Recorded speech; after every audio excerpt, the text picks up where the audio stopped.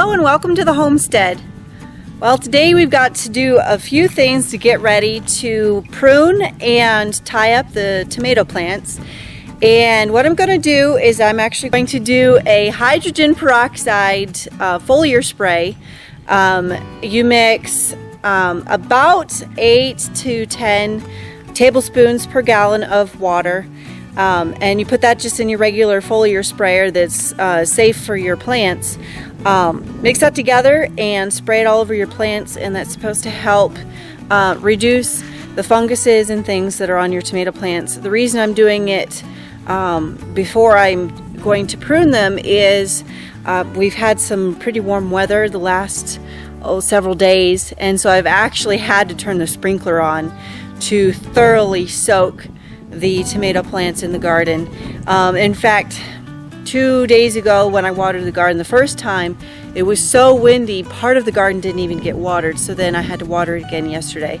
So to prevent possible fungus issues when I go to prune the plants, I'm going to do this spray, let it dry, and then the plan is hopefully this afternoon I will be able to prune those and tie those up and get those going so that they can start setting fruit and not be laying all over the ground, collecting more dirt and more fungus laden molecules. So I'm going to get that set up, and I'm going to show you exactly what I'm going to do.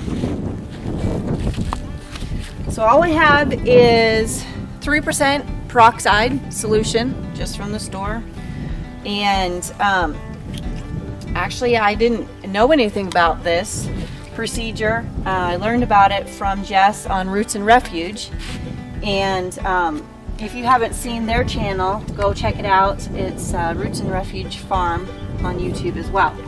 And so I have a clean measuring cup. You always want to make sure that your sprayers and your measuring cups, if you're using measuring cups, that you're very specific and careful that you're not using the wrong sprayer on the wrong plants, because quicker than anything you'll spray something bad on your garden plants and then you'll be sorry. So this is a 2-gallon sprayer. I'm going to go ahead and mix up 2 gallons, and I'm going to do 8 tablespoons per gallon. We'll see how the plants fare this first time, and maybe here in a few days I'll spray them again just to be sure that they have a good start. So that will be actually a half a cup per gallon. So I'll be putting 1 full cup of peroxide in this sprayer, and then I'll fill it right up to the 2-gallon line. Again, like I said, you can make this stronger, but you really do need to test it on some of your tomato plants to make sure that it's not too strong for your given plants. You don't want to stress them out so bad that you damage them. And then here I have my hose. There you go.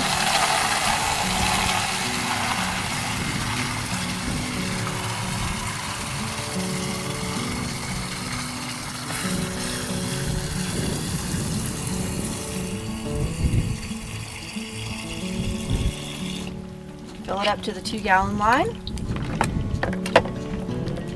The plunger in. And off we go.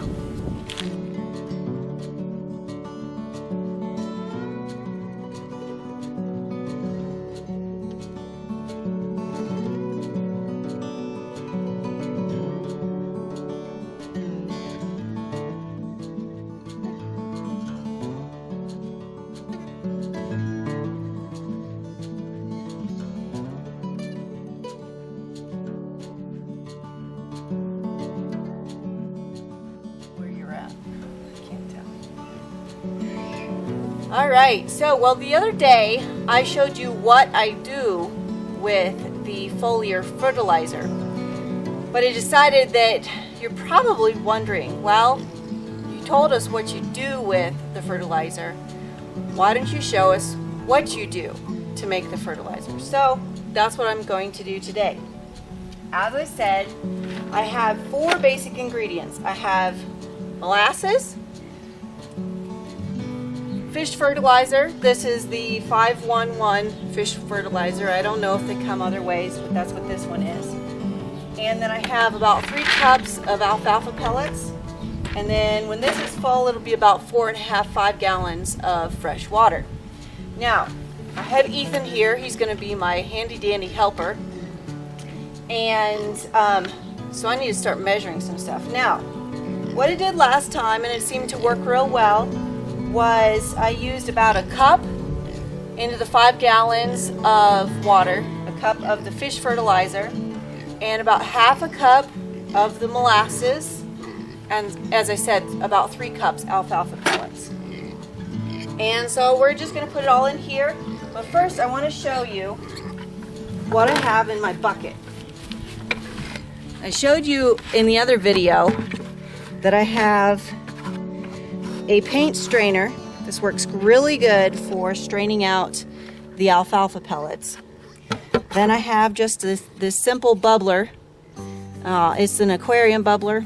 I don't know, maybe 6 gallons per minute or whatever it is. And then because bubblers like to float, I have a little flat rock here, and I just set it down on the hose, and that holds it down just enough to keep it from rising to the surface. So I get that set up and we'll get this all mixed up. Now I do like to get the bubbler in place before I start adding my ingredients, because once you add that fish emulsion, the liquid gets kind of yucky. So Ethan, I'm going to have you help me. We're going to add the alfalfa pellets after I add the water, and that will keep the net from falling in. Okay? Now, run to the hydrant and grab me that little measuring cup. While I'm waiting for Ethan, I'm going to remind you, this is a 2-gallon sprayer. And when I go to use this here in 2 days, you want to make sure when it's summertime that you don't let this brew for more than like 48 hours. A little bit less would be better. It just depends on how hot it is. If it's very hot out, I would say no more than 24 hours. But anyway, I'm going to, when I get ready to spray this, I will put 1 gallon of this compost tea, is essentially what it is, because of the alfalfa pellets and adding the microbial action. I will add 1 gallon of that to my sprayer, and then I will top it up to the 2-gallon mark with fresh water. And then it will be ready to go for spraying the plants. Thank you. Alright, so we need half a cup. This is a half cup measure. Can you pour it in there? Pour it in the cup. Hang on to the jar, honey. It's heavy. Now I am putting my ingredients in through the strainer, just in case there's debris or anything, specifically in the fish emulsion. Fill it up. Okay, good job. And I'll just pour it in. Can you hold it up? Don't drop it in there, it'll get sticky. Put that in your pocket. And really, stirring is not super necessary because this will be brewing for 2 days. And then this is the kind of the yucky stuff. It washes off, but it smells bad. Okay, I'll show you. Like I said, I'm going to put half a cup of molasses and 1 cup of fish emulsion. And, you know, I don't know if this is the right amount for foliar spray. I tried to look it up on the internet, but I wasn't able to find any information specifically about fish emulsion foliar spray. I did see that other YouTube channels had done other videos about this, but this is what I do, and this is what I'm showing you today. Okay, I want you to hold this. Hold it like this so the wind doesn't carry it. And I'm going to put water in here. Be careful not to lose this netting. I'm going to hold it down in that stream of water just a little bit.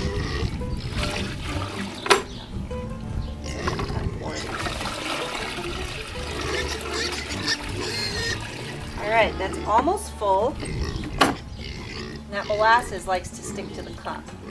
A lot of times I just kind of eyeball it, but for the sake of this video, I wanted you to see a measurement. Like I said, half a cup molasses, 1 cup fish emulsion, 3 cups alfalfa pellets. Now, like I said in the other video, you can also put worm castings if you've got fresh worm castings. Those are an excellent source of good microbes. The store-bought worm castings could be good, but they would not have the same beneficial bacteria due to them having to be somewhat shelf stable. And the pigs see their feed bucket and think it's food time. So anyway, we're going to get this into the garage. Make sure that you brew this in the shade or it will get very ripe very fast. And we'll just put it in there, put a lid on it, keep the flies out, and plug this baby in. And then I'll spray my vegetables here again in probably 2 days. You can see here how that little bubbler actually aerates this fluid. This is very important because you want to grow aerobic bacteria rather than anaerobic. You can throw stuff into a bucket and have it grow bacteria, but the aerobic bacteria is actually better for your plants. At least that's what I have been told. So I haven't had any issues with this mixture. This year is the first year I've actually used the alfalfa pellets. In the past I had worm castings because I used to have worms, and I would use that and then the fish emulsion and molasses. But this is what we're doing this year, and it seems to be working out good.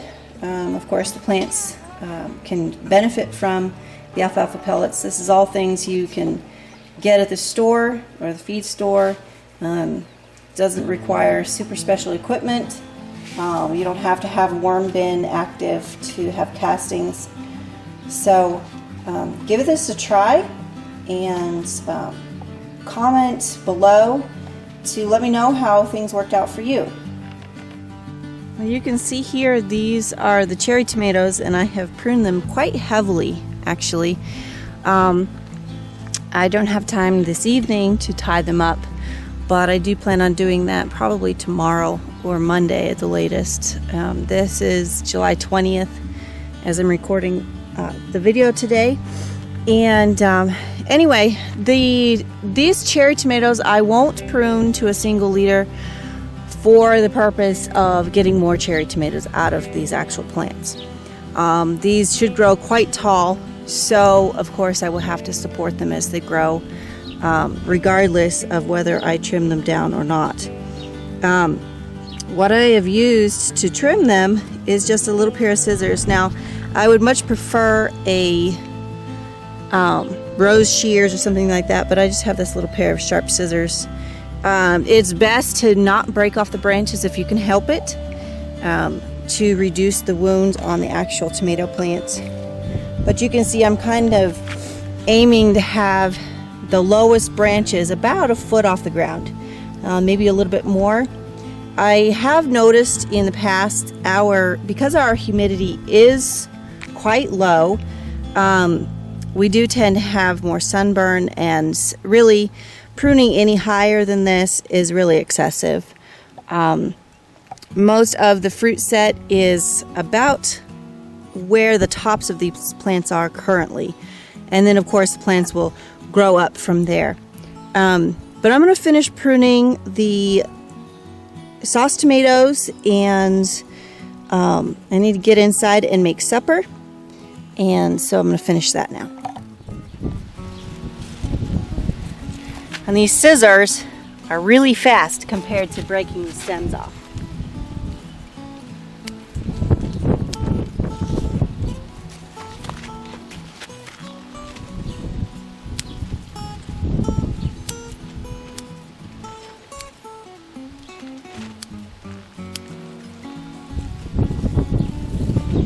Now when you're done pruning, you want to make sure that you pull all your tomato leaves out of the bed and put them in the compost pile as long as they look healthy.